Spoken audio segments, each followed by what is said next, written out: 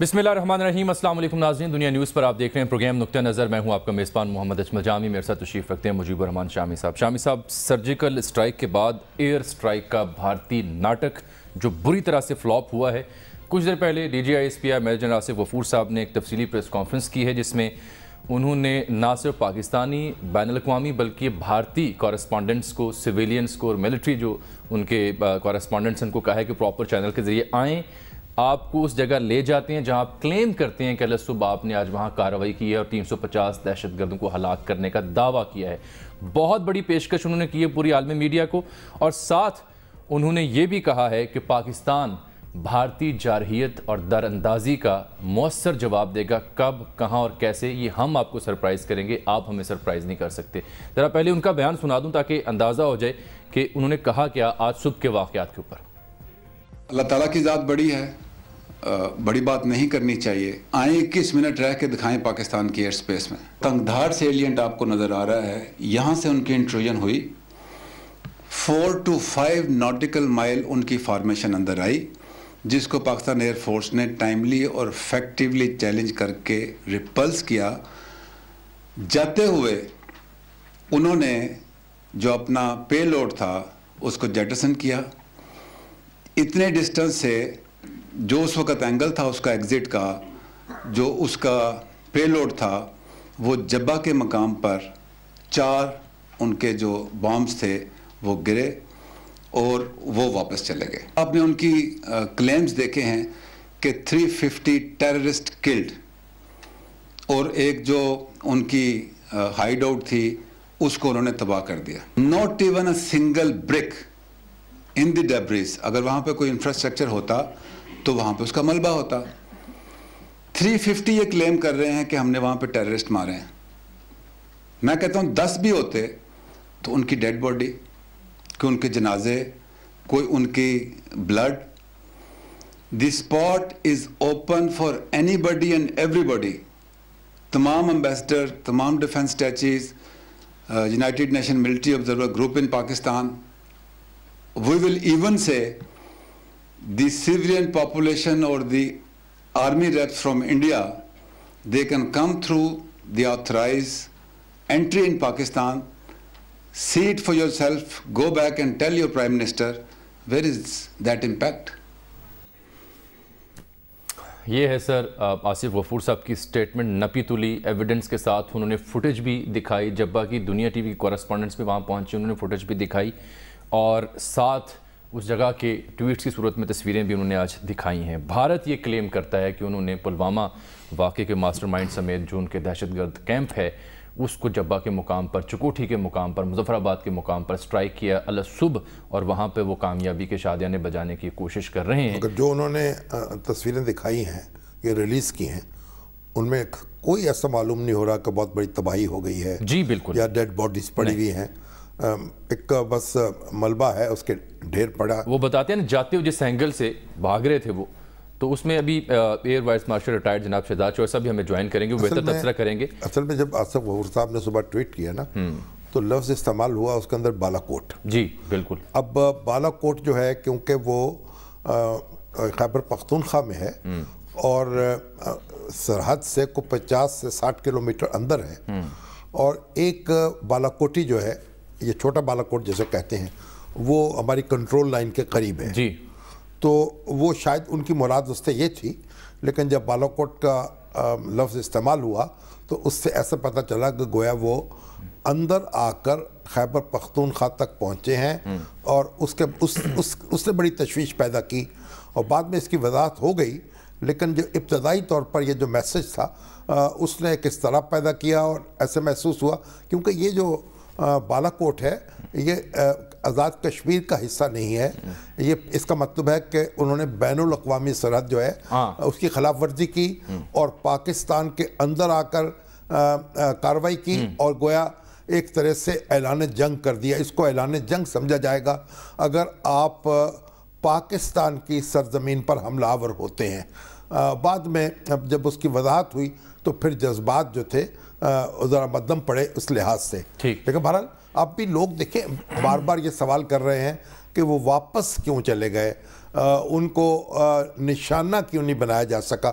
یہ ایسا سوال ہے جس کا جواب میرا خیال شہزاد چودھری صاحب سے معلوم کرنا اچھا, آج ہمارے پروگرام میں ابھی ٹیلی فون لائن پر دبئی سے موجود ہیں ایئر وائس مارشل ریٹائر جناب شہزاد چودھری صاحب, اور ساتھ ہمیں جوائن کر رہے ہیں سابق وزیر خارجہ ممتاز سیاستدان سینئر سیاستدان جناب خورشید محمود قصوری صاحب. دونوں سے ہم اس اہم موضوع پر آج گفتگو کریں گے.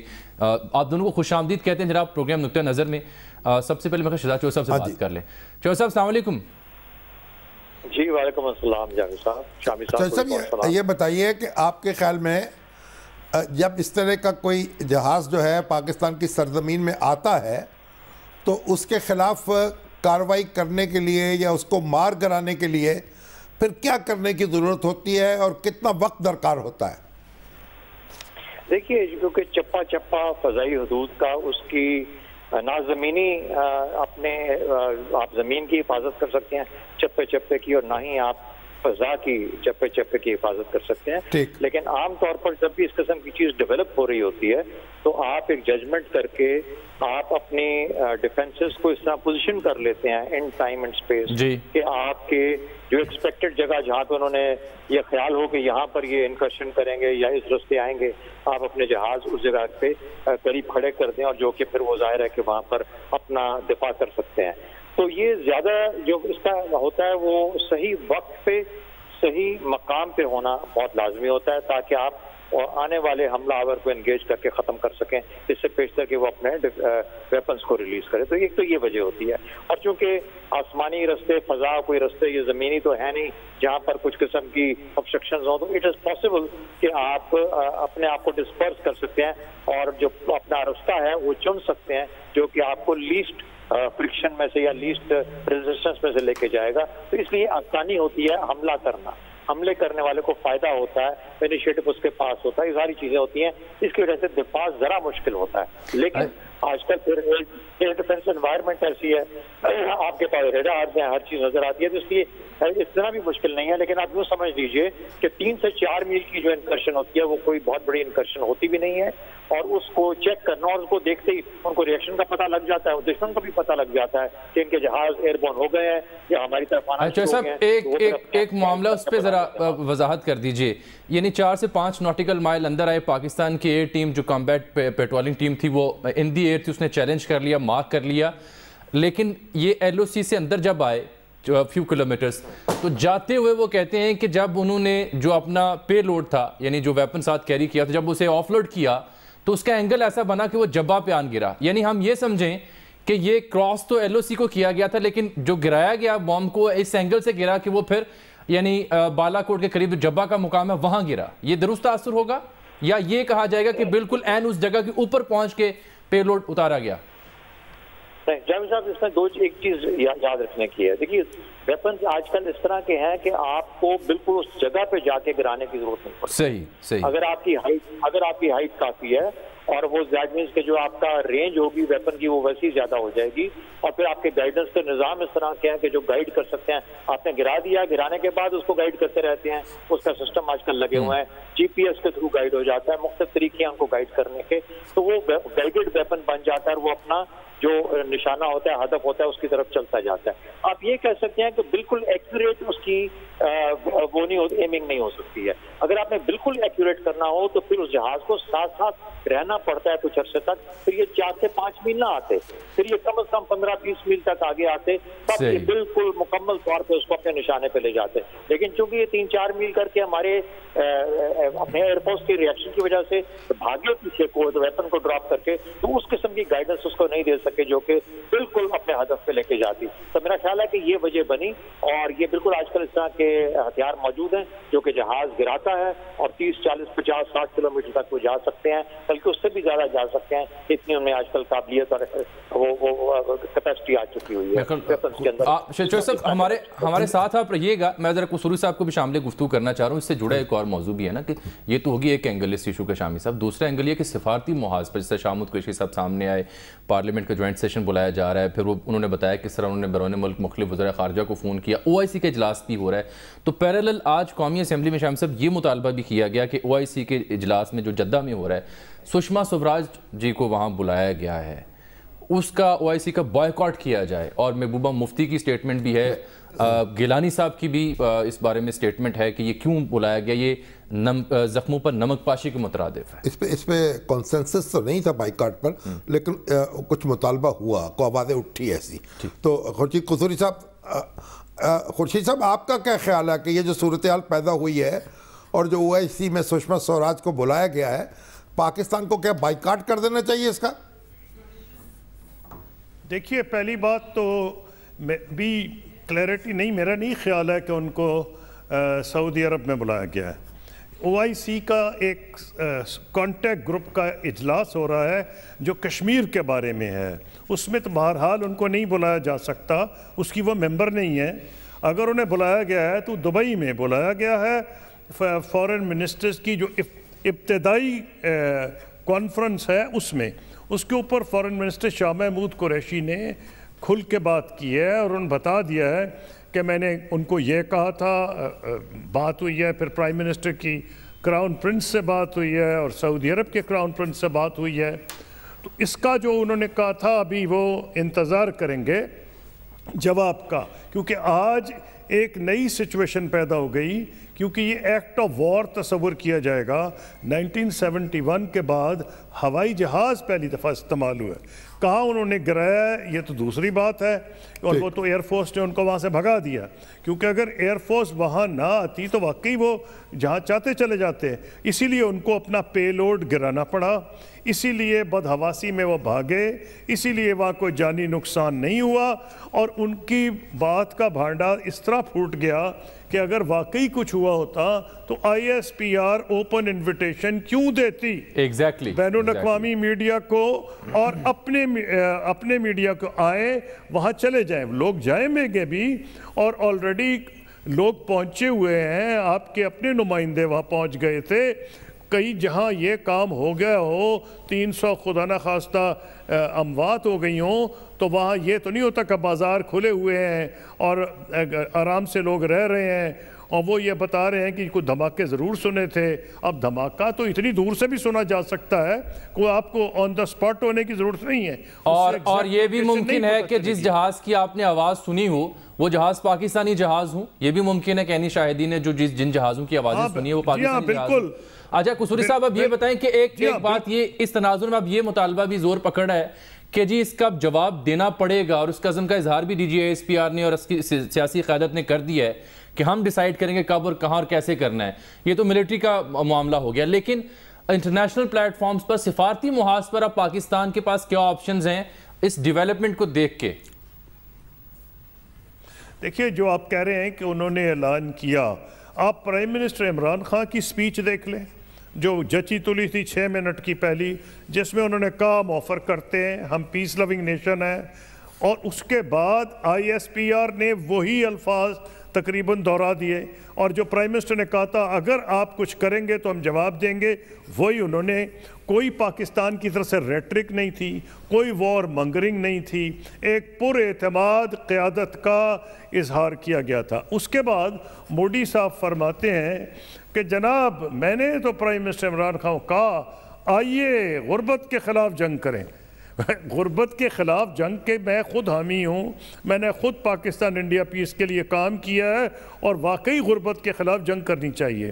لیکن غربت کے خلاف جنگ ایک طرف, اور الیکشن جیتنے کی خاطر آپ پورے علاقے کے امن کو داؤ پہ لگائیں, یہ دونوں چیزیں بیک وقت نہ کہی جا سکتی ہیں نہ کی جا سکتی ہیں. اب جو انہوں نے یہ کی ہے, یہ جو انہوں نے دعویٰ کر دیا, یہ تو میرا خیال ہے کل تک عیاں ہو جائے گا, بین الاقوامی میڈیا میں آ جائے گا. آلریڈی گارڈین کی ایک سٹوری آئی ہے جو لنڈن سے بھی تھی, اسلام آباد سے بھی تھی اور دلی سے بھی تھی. اس میں کوئی ایسا امپریشن نہیں ملا کہ بڑی کیجولٹیز ہوئی ہیں.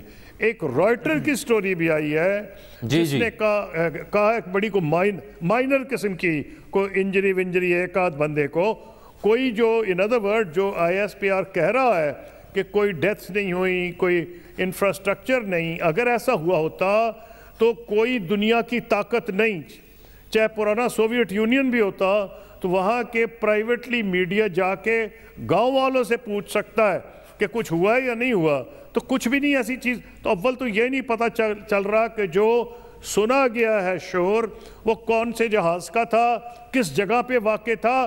تو یہ کلیئرٹی نہیں آتی. کلیئرٹی آئے گی جب بین الاقوامی اور پاکستانی میڈیا کو لے جایا جائے گا. لاسٹ ٹائم یہ ہوا تھا کہ جب پرائم منسٹر مودی نے یہ کلیم کیے تھے کہ انہوں نے سرجیکل سٹرائکس کی ہیں، تو انہوں نے اپوزیشن نے ان کو چیلنج کیا ان کا منہ بند کرانے کے. اور ان کا یہ تو روز ہوتا رہتا ہے، پاکستان بھی کرتا ہے، ہم بھی کرتے ہیں، 2-4 گز ادھر 2-4 گز ادھر. اپوزیشن کا منہ بند کرانے کے لیے انہوں نے نعرہ مار دیا یہ تو جی پیٹریوٹزم کے مخالف ہیں، یہ بھارت کے، یہ پاکستان کے دوست ہیں، وہی زبان بول رہے ہیں جو پاکستان بول رہے ہیں. اب انہوں نے کوشش یہ کی ہے دوبارہ کہ الیکشن قریب ہیں، وہی نعرہ مار کے کہ اپوزیشن کو چپ کرائیں. لیکن جیسے پہلے پلوامہ کے حملے کے بعد 4-5 دن کے بعد اپوزیشن نے سوال اٹھائے تھے، کوئی وجہ نہیں جب ان کا بھانڈا نہ پھوٹ جائے تو ہندوستان میں خود یہ ایشو اٹھ جائے کہ جناب آپ الیکشن جیتنے کے لیے کس حد تک جانے کو تیار ہیں. نیو یارک ٹائمز کی بھی ایک سٹوری میں وہ پروگرام میں نے دیکھ لیا، پروگرام کے آخر میں ڈسکس کرتا ہوں. آپ درست جانب نشاندہی کر رہے ہیں. شہزاد شعیب صاحب آپ یہ فرمائیے گا کہ وزیر خارجہ نے آج یہ کہا کہ ایکٹ آف ایگریشن ہے، انٹروژن ہے، یہ D G I S P R نے بھی کہا، تو اس کے جواب میں پاکستان ہر لحاظ سے اب کارروائی کا حق محفوظ رکھتا ہے؟ کیونکہ ہم نے تو کہا تھا کہ آغاز اگر آپ کریں گے تو پھر ہم پہ ہوگا کہ کیسے اختتام کرنا ہے. بالکل کوئی شک نہیں. دیکھیے ہم جب بھی یہ بات کرتے ہیں نا، جب ہم ڈسکس کر رہے ہیں اس چیز کو، جب ہم ڈسکس کرتے ہیں تو ہم یہ کہتے ہیں کہ ہندوستان کا یہ جو حملہ تھا اس کا کوئی نقصان نہیں ہوا، یا تو یہ ان کی نالائکی اور نااہلی ہے. وہ ایک نان پروفیشنل ان پروفیشنل طریقے سے مشن کو کیا انہوں نے، جس کی وجہ سے ان کو اپنے اہداف جو تھے وہ حاصل نہیں ہو پائے، اور خام کا اس کا سیاسی فائدہ تو شاید ان کو مل جائے. کچھ انہوں نے اپنی ڈومیسٹک اوپینین کو بھی اپیز کر لیا ہوگا، اور وہاں پہ کچھ شور و ہنگامہ ہو گیا ہوگا، کچھ واہ واہ ہو گئی ہوگی مودی کی. لیکن زمین پہ جو اہداف حاصل کرنا چاہتے تھے وہ انڈین ایئر فورس. چوہے صاحب ایک شامی صاحب نے بھی ایک سوال اٹھایا تھا پروگرام کے شروع میں. چوہے صاحب وہ بار بار ہم سوال اٹھا رہے ہیں، اگر آپ اس کی وضاحت کر دیں شہزاد چوہے صاحب. یہ کہ جب ہماری ایئر کمبیٹ ٹیم نے ان کو پوائنٹ نشاندہی کر لی، ان کو چیلنج کر لیا، تو وہ کیوں نہ ان کو مار گرایا گیا؟ یہ سوال بار بار پوچھا جا رہا ہے. کیا اس کی وجہ یہ ہے کہ وہ آنن فانن آئے اور واپس چلے گئے؟ دیکھیے 3 سے 4 میل کا جو فاصلہ ہے نا، یہ ہے 30 سیکنڈ 30 سیکنڈ کا ٹائم جی 30 سیکنڈ جی ٹھیک ہے جی. تو 30 سیکنڈ میں وہ جہاز 4 میل کیا اس میں، یعنی اگر وہ 4 میل اندر آیا ہمارے لائن آف کنٹرول کے تو اس نے 30 سیکنڈ اندر آیا، اور پھر باقی 30 سیکنڈ کا ٹائم ٹرن میں کاٹا، یا 15-20 سیکنڈ کا، اور 30 سیکنڈ میں باہر چلا گیا. اچھا اب اس کا مطلب ہے کہ ٹوٹل ٹائم جو اس نے دیا پاکستانی جہاز کو اپنے آپ کو پکڑنے کے لیے ڈپینڈ کرتا ہے کہ پاکستانی جہاز اس وقت کتنا دور تھا. آپ اندازہ لگا لیں کہ اگر مثال کے طور پہ وہ 50 میل دور تھا تو اس کو 6 منٹ لگیں گے وہاں پہنچتے. اچھا اب اگر 30 یہ 1.5 منٹ میں چھوڑ کے چلا گیا اور وہ 6 منٹ میں واپس آیا، تو اس کا مطلب ہے کہ یہ اب اس کو فالو کرے گا وہاں تک جب تک کہ یہ اس کے اڈے پہ نہیں پہنچ جاتا. اب وہ ایک اور ایکٹ آف پرووکیشن ہے، اور اس سے بڑا ایکٹ آف وار ہے جو کہ انڈیا نے کیا. لیکن جو میں بات کہنا چاہ رہا تھا، چاہے وہ پاکستان کے 1 انچ اندر گرے، 50 کلومیٹر اندر گرے، جہاز خود نہ گرے لیکن صرف بم گرا دے، یہاں پہ تو جہاز بھی اندر ہے، یہ ایکٹ آف وار ہے. پاکستان کے پاس حق ہے اس کا جواب دینے کا. ٹائمنگ جو ہے وہ ایک پولیٹیکل بنیاد پہ ڈیسائیڈ کرنا ہے پاکستان کو اس کا میکسیمم فائدہ کس وقت ہے. پاکستان کے جو اپنے مفادات ہیں، جو براڈر مفادات ہیں، ان کو کب یہ ٹائم سرو کرتا ہے. ظاہر ہے ہماری پبلک اوپینین ہے، ہمارا ایک ریئیکشن ہے، سوورنٹی کا ایسپیکٹ ہے، کہ تمام چیزوں کو مد نظر رکھتے ہوئے اس کو بہت دیر تک بھی نہیں چھوڑا جا سکتا. لیکن جس طرح کہتے ہیں نا کہ all options are on the table, اور کل این سی اے کی میٹنگ ہو رہی ہے، اس کے بعد اس کو بھی دیکھا جائے گا. کیونکہ ایک دفعہ جب ہم اس رستے پہ چل پڑے تو پھر ہمیں یہ نہیں پتا کہ نیشنل کمانڈ اتھارٹی کو بھی بیچ میں شامل ہونا پڑ جائے گا، کوئی فیصلہ کرنا پڑ جائے گا. اس لیے یہ رستہ بڑا سلپری ہے. آج بھارت نے بہت بڑی بے وقوفی کی ہے، کیونکہ یہ تو رستے کھلے ہیں. یہ کل کو پاکستان یہ کر دے گا. سب سے آسان چیز یہ ہے کہ پاکستان کے جہاز جائیں اور یہی کام وہاں پہ کر کے دکھا دیں. یہ اگلے لمحے میں ہو سکتا ہے. یہ مجھے یاد ہے، مجھے پتا ہے کہ یہ تو طریقے ہی ہمارے پاس یہ ہوتے ہیں، اور ہم ایسے کر کے تماشا دکھا سکتے ہیں ہندوستان کو واپس اس سے بھی ڈبل اس کے اوپر. ہمارے پاس اہداف ہیں، ہمارے پاس ٹارگیٹس ہیں، ہمیں پتہ ہے ہم نے کیا کرنا ہے وہاں پہ جا کے. تو یہ تو طریقہ نہیں ہے. لیکن کہنے کی بات یہ ہے کہ the choice and the place, وہ جو وقت جو ہے وقت کا اور مقام کا جو تعین ہے وہ پاکستان اپنے وقت کے مطابق، اپنے مفادات کے مطابق، اپنے اہداف کے مطابق کرے گا، اور اس وقت کرے گا جب اس کو میکسیمم سوٹ کرتا ہے. اس وقت تک یہ گناہگار ہے اور اتنا اور نااہل ہے اور نالائق ہے جو کہ یہ کام نہیں کر سکا. اور ظاہر ہے کہ اس کے اندر پاکستان کے ڈیفنس فورسز کا بہت بڑا رول ہے. ہاں اگر آپ کو یہ سوال کہ ان کو مارا کیوں نہیں گیا، مارنے سے زیادہ بہتر تھا کہ ان کی ہمت ہی نہ ہوتی کہ 3-4 میل بھی اندر آ جاتے. لیکن اس کے لیے like I said it has to be a war ایسی کہ جس میں ہر وقت ہر شخص جہاں ہوا میں موجود ہے. تو وہ ابھی ہم اس اسٹیج پہ پہنچے نہیں ہیں. لیکن ان چیزوں کا جو نو وار نو پیس والی اسٹیٹ ہوتی ہے تو اس کے اندر آپ سلیکٹیولی آپریٹ کرتے ہیں. ہماری پوری ایئر فورس تیار تھی، اس کی وجہ سے ان کو واپس جانا پڑ گیا. اور جج صاحب آپ یہ کہنا چاہ رہے ہیں کہ پاکستان کو اچھی طرح سوچ سمجھ کر اس کا جواب دینا چاہیے، یعنی اشتعال کی حالت میں کوئی کارروائی نہیں کرنی چاہیے.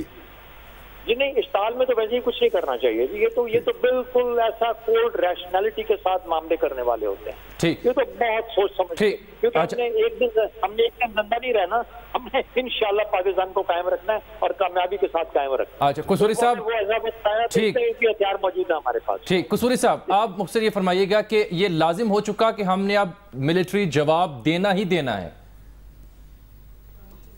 جی اس کی ایک وجہ ہے کہ جب پاکستان نے یہ کہا کہ وہ امن چاہتا ہے، وہ انویسٹیگیشن کے لیے تیار ہے، اور جب بھارت نے دیکھا کہ ڈپلومیٹکلی وہ حاصل نہیں کر سکا UN سیکیورٹی کاؤنسل ریزولوشنز میں، جس کو پاکستان کو نیم نہیں کیا گیا، اور ریزولوشن ایسا آیا جو پاکستان کے فارن آفس نے بھی وہی کہہ دیا تھا کہ جی یہ افسوسناک ہے، ہم کنڈیم کرتے ہیں، اس میں کو پاکستان کا نام نہیں آیا. تو اس میں ان کو ہندوستان میں ایک قسم کا سیٹ بیک ہوا پبلک اوپینین میں، کہ کہے جا رہے تھے گھڑی گھڑی کہ پاکستان کو ڈپلومیٹکلی آئسولیٹ کر دیا. محبوبہ مفتی نے اگلے دن کہا کہ بھئی آئسولیٹ آپ کہہ رہے ہیں، سعودی عرب ان کے ساتھ ہے، روس ان کے ساتھ ہے اس معاملے میں، چین ادھر ہے، امریکہ کے بھی بیان آ رہے ہیں جو آپ کا اسٹریٹجک پارٹنر ہے. کبھی پریزیڈنٹ ٹرمپ کچھ کہتے ہیں، کبھی کچھ کہہ دیتے ہیں. تو اس لیے میں سمجھتا ہوں کہ یہ جو انہوں نے ایکشن کیا ہے جس میں کوئی ان کو فائدہ نہیں ہوا، صرف اپنے عوام کو الو بنایا ہے. اب دیکھنا یہ ہے کہ کتنی دیر ان کے عوام الو بنے رہیں گے اور اپوزیشن کتنی دیر ہندوستان میں بہت بہت شکریہ جناب خورشید محمود قصوری صاحب اور جناب شہزاد چوہے صاحب. شامی صاحب ایک بریک لے لیتے ہیں، واپس آتے ہیں تو اس واقعے سے جڑی اور کہانی ہے جو بین الاقوامی میڈیا کی زبانی اور آپ کے سامنے پڑی ہوئی ہیں وہ بیان کریں گے ایک بریک کے بعد. ویلکم بیک ناظرین. شامی صاحب بریک سے پہلے ہم نے شہزاد چوہے صاحب سے اور خورشید محمود قصوری صاحب سے بات کی، لیکن ایک بات تو طے ہو رہی ہے کہ یہ جارحیت بھارت کی جانب سے کی گئی. جس طرح سے وہ اس کو بیان کر رہے ہیں اس میں کوئی حقیقت نہیں ہے، اور اس کے کچھ ثبوت بھی ہمارے پاس پہنچ رہے ہیں. ہمارے کورسپونڈنٹ یاسر ملک جو ہیں وہ اسلام آباد سے نیو بالا کوٹ سٹی اور پھر جبہ کے اس مقام پر گئے، گاڑی لے کر گئے، ویژولز بھی بنا کر آئے. وہ بھی لائن پر ہوں گے، ان سے میں بات کروں، لیکن اس سے پہلے آپ نے کچھ نوٹ کر رکھا ہے. میں چاہ رہا ہوں ذرا آپ بھی کنکلوڈ کر دیں صورتحال کو. پہلے نہیں، ایک دیکھیے مشکل صورتحال ہے جب ایک قوموں کے وقار کا اور انا کا مسئلہ پیدا ہو جاتا ہے اور اس کا جواب دینا پڑتا ہے، اور پاکستان کو بھی کچھ نہ کچھ کرنا پڑے گا. پھر اس کے بعد جو بھی صورتحال پیدا ہو، یعنی آپ یہ نہیں کر سکتا کہ مونچھ نیچی کر کے گزارا نہیں ہو سکتا. جی ایسا کیوں؟ لیکن بہرحال سوچ سمجھ کے اور اچھے طریقے سے غور کر کے اقدام کرنا چاہیے. اب ایک سوال یہ بھی بھارتی جو جرنلسٹ ہیں اور تجزیہ کر وہ اٹھا رہے ہیں کہ جی اگر ہم نے کچھ نہیں کیا تو آپ کس چیز کا جواب دیں گے؟ تو جناب ابھی تھوڑی دیر پہلے آصف غفور صاحب نے اس بات کی وضاحت کی کہ ہم نے خود آپ کو بتایا کہ بھارت نے جارحیت کی ہے اور ان کو دھکیل دیا واپس. اس جارحیت کے جواب میں دیکھیے اصل ہم حق رکھتے ہیں کتنی کیجوالٹیز ہوئیں، کیا نقصان پہنچا، کہاں حملہ ہوا، اس میں ڈرامہ ہے. اس سے قطع نظر مسئلہ یہ کہ جہاز آئے، یہ نکتہ ہے، ہماری سرزمین پہ پہنچے اور انہوں نے ایک جارحیت کی بالکل کی، اس لیے اس کا جواب دینا، اس کا جواب دیں گے اور یہ جواب جو ہے ضروری نہیں ہے کہ آپ ان کا کہ ہم آپ کے 350 بندے آپ نے کلیم کیے ہیں تو ہم 450 بندوں کو نشانہ بنائیں گے. تو اصل بات ہم یہ کہتے ہیں، جنرل صاحب کہتے ہیں کہ ہم جب کریں گے تو دنیا دیکھے گی. مطلب یہ ہے کہ جو بھی صورت ہے، بہرحال ایک ایسی مشکل میں مودی صاحب نے خود بھی اپنے آپ کو مبتلا کیا ہے اور پاکستان کو بھی مبتلا کیا ہے. اچھا، میں مودی صاحب کی جو آج پورے دن کی ایکٹیویٹی تھی نا، میں نے اس کو بڑا کلوزلی مانیٹر کیا، کیونکہ یہ بڑا ضروری ہوتا ہے کہ جب ایسا کوئی ڈرامہ سٹیج کیا جاتا ہے تو پھر دوسری سائڈ پہ کیسے جو ایسے نیتا ہوتے ہیں کیسے پورٹریٹ خود کرتے ہیں، وہ میں آپ کو بیان کرتا ہوں. لیکن یاسر ملک صاحب چونکہ جبہ سے ہو کے آئے ہیں، شاید ابھی وہیں پہ ان سے بات میں کر لیتا ہوں، ان سے پوچھ لیتے ہیں نا کہ وہ وہاں گئے کیا دیکھا انہوں نے. یاسر ملک، آپ ابھی بھی بالا کوٹ کے قریب جبہ کے مقام پر ہیں؟ جی بالکل جامی صاحب، جابہ سے تھوڑا سا ہی قریب واقع ایک جگہ ہے، وہاں پر اس وقت ہم رکے ہوئے ہیں اور بس یہاں سے نکلنے کی تیاری کر رہے ہیں. اچھا، یہ جبہ جو ہے یہ خیبر پختونخوا میں ہے؟ جی بالکل، یہ خیبر پختونخوا میں جبہ نہیں ہے سر، جابہ علاقہ ہے، تقریباً مانسیرہ سے 13 کلومیٹر آگے اور راولا کوٹ سے 20 کلومیٹر پیچھے ہے یہ درمیان میں. اور یہ جہاں تک مجھے یاد پڑتا ہے، کیونکہ زلزلے کے بعد میں بھی ان علاقوں میں کافی رہا ہوں، یہ جو نیو بالا کوٹ سٹی تھی اس کے زیادہ قریب ہے پرانے بالا کوٹ سے. جی بالکل، نیو بالا کوٹ سٹی سے تھوڑا سا ہی دور ہے یہ. اچھا، تو آپ نے کیا منظر دیکھا وہاں؟ کیا کچھ چھوڑ کے بھاگے ہیں وہ، اور کون آپ کو زخمی ملا ہے یا کوئی ایسا نشان ملا ہے جو بہت تباہی ہوئی ہو؟ شامی صاحب دیکھیں، جو بھارتی میڈیا واویلا کر رہا ہے کہ پاکستان میں ایئر اٹیک کیا گیا ہے اور اس کے بدلے میں 200 سے 250 لوگوں کی جو جانیں ہیں وہ چلی گئی ہیں. اب یہاں پہ پہنچے تو جابہ جو جگہ بنتی ہے وہاں کا کچا راستہ ہے، اس راستے کے اوپر ہم 20 سے 25 منٹ کی ڈرائیو کر کے اوپر پہنچے تو ایک وائٹ کلر کی عمارت تھی بالکل چوٹی کے اوپر، جس کے بارے میں بتایا جا رہا تھا کہ اس کو نشانہ بنایا گیا ہے. انڈیا کا میڈیا جو ہے وہ بھی کہہ رہا تھا کہ اس جگہ کو کچھ وہاں پر ایکٹیویٹیز ہو رہی تھی، اس کو نشانہ بنایا گیا، لیکن اس جگہ کو نشانہ نہیں بنایا گیا. اس کے بالکل ساتھ عقب میں ایک چھوٹا سا گھر ہے، اس کی دیوار ضرور گری ہے، وہ بھی اس صورت میں کہ جب وہاں پہ ان کے جب وہاں سے بھاگے پاکستانی فضائی طیارے جب ہوا میں گونجے اور انہوں نے بھگانے کی کوشش کی اور ان کا مقابلہ نہ کر پائے بھارتی طیارے، تو اس کی صورت میں جب پے لوڈ ہوئے تو وہاں پہ جو سامان گرا اس کے 4-5 جو گڑے ہیں وہ ضرور بن گئے. ایک گھر کی تھوڑی سی دیوار جو ہے وہ مسمار ہوئی ہے اور ایک شخص جو معمولی زخمی تھا جس کو اسپتال بھی نہیں لے جایا گیا، وہیں پر اس کے ٹریٹمنٹ ہو گیا. معمولات دن کی جیسے پہلے چلتی ہے اسی طرح آج بھی چل رہی تھی. لوگوں کو نہیں پتا، اتنے قریب کے جو لوگ ہیں ان کو یہ ضرور معلوم تھا کہ رات کے ٹائم پہ کوئی دھماکے سنے گئے ہیں، جہازوں کی موومنٹ ضرور تھی، آوازیں ضرور سنائی دی گئی، لیکن کسی قسم کا یہ جو بھارتی پروپیگنڈا اور جو واویلا کیا جا رہا ہے اس میں کوئی صداقت نہیں ہے. وہاں پر جو لوگ موجود تھے انہوں نے بھی ہمیں بتایا کہ آوازیں ضرور سنائی دی، 2 سے 3 دھماکے تھے، جہاز تقریباً 3 سے 4 منٹ تک ان کی آوازیں آتی رہی، لیکن کسی کا مالی اور جانی نقصان نہیں ہوا. بہت شکریہ یاسر ملک، ہمیں رپورٹ کرے تھے جابہ سے. یہ نیو بالا اس کا مطلب یہ ہوا کہ ایک بات تو یہ ہے کہ اگر وہ 3-4 کلومیٹر اندر آئے اور تب بھی وہاں سے انہوں نے اپنا اسلحہ پھینکا اور سامان پھینکا تو وہ بھی جابہ تک آ کے گر سکتا ہے. یہی بات پہلے بھی ہم نے. اور دوسری بات یہ ہے کہ نہیں، وہ اس بالا کوٹ کی بجائے اس بالا کوٹ کی طرف آئے اور یہاں آ کے انہوں نے سامان پھینکا. گویا یہ کلیئرٹی تو پھر ابھی تک نہیں ہو رہی. نہیں، یہ شجاع چودھری صاحب نے یہ فرمایا تھا اپنے تبصرے میں کہ ضروری نہیں ہے کہ ایک جگہ کے اوپر آ کے یہ چیز کی جائے، کیونکہ گائیڈڈ چیزیں کی جا سکتی ہیں اور دور سے بھی پھینکا جا سکتا ہے. اور پھر جو میجر جنرل آصف غفور صاحب کہتے ہیں کہ ایسے اینگل سے پھینکا گیا جو مجھے سمجھ آئی کہ وہ یہاں آ کے گرا، یعنی کئی کلومیٹر دور جا کے گر سکتا ہے. بالکل اتنی الٹیٹیوڈ سے جب چیز پھینکی جاتی ہے تو وہ کہیں سے کہیں چلی جاتی ہے. لیکن وہ سامان جو ہے وہ بھی کہیں اگر کسی کے سر پہ جا کے کسی کے اس پر لگتا تو اس سے بھی کیجولٹی ہو سکتی تھی، وہ بھی نہیں ہوئی. وہ بتا رہے ہیں کہ ایک دیوار معمولی سی مسمار ہوئی، ایک شخص معمولی زخمی ہوا ہے، اس کے علاوہ وہاں پہ 4-5 گڑے ہیں اور وہ اس کی تصویریں تو آج BJSPR نے خود پوسٹ کر دی تھی. اچھا، میں ایک بریک لے لوں ذرا، بریک کے بعد واپس آتے ہیں تو پھر میں نیو یارک ٹائمز کے اس آرٹیکل کا یہاں پہ ہم اس کو بیان کریں گے جس کا میں اشارہ کر تھا آج کے پروگرام میں.